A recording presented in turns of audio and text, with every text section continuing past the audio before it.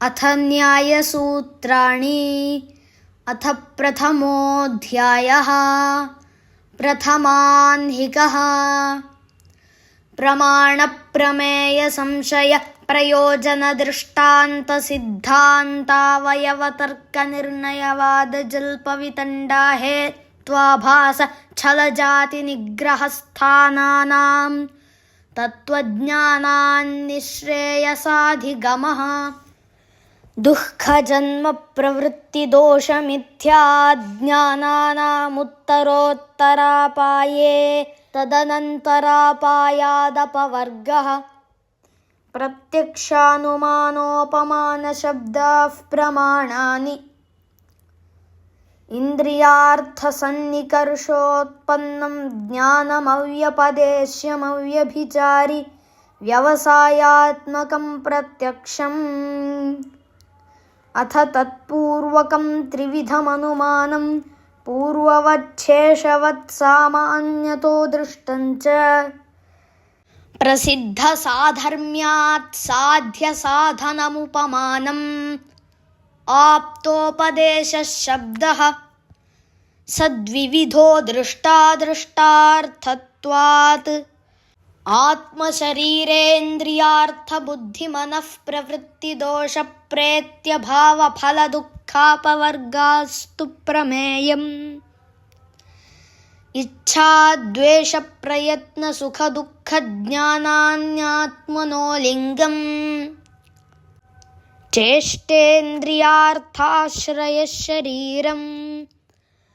घ्राणरसनचक्षुस्त्वक्श्रोत्राणीन्द्रियाणि भूतेभ्यः। पृथिव्यापस्तेजो वायुराकाशमिति पञ्चभूतानि। गन्धरसरूपस्पर्शशब्दाः पृथिव्यादिगुणास्तदर्थाः। बुद्धिरुपलब्धिर्ज्ञानमित्यनर्थान्तरम्।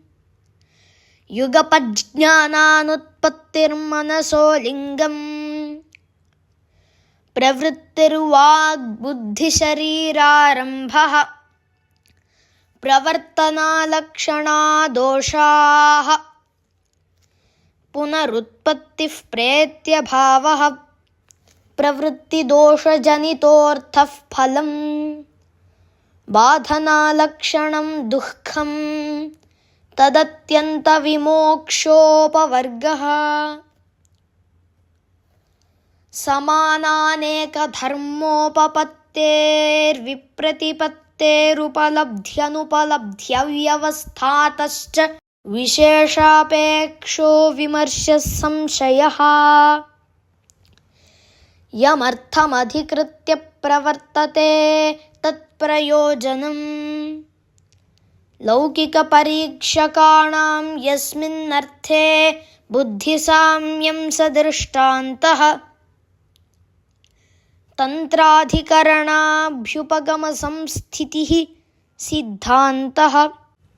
सर्वतन्त्रप्रतितन्त्राधिकरणाभ्युपगमसंस्थित्यर्थान्तरभावात्।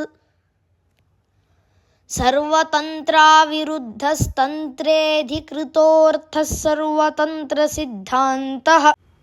समानतन्त्रसिद्धः परतन्त्रासिद्धः प्रतितन्त्रसिद्धान्तः।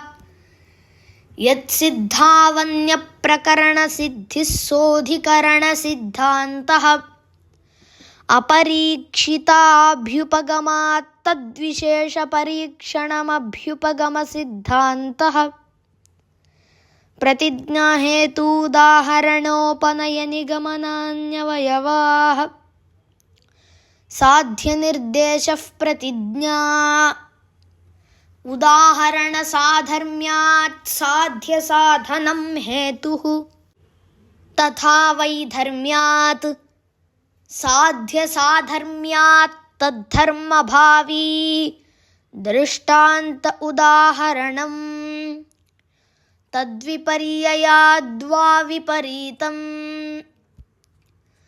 उदाहरणापेक्षस्तथेत्युपसंहारो न तथेति वा साध्यस्योपनयः।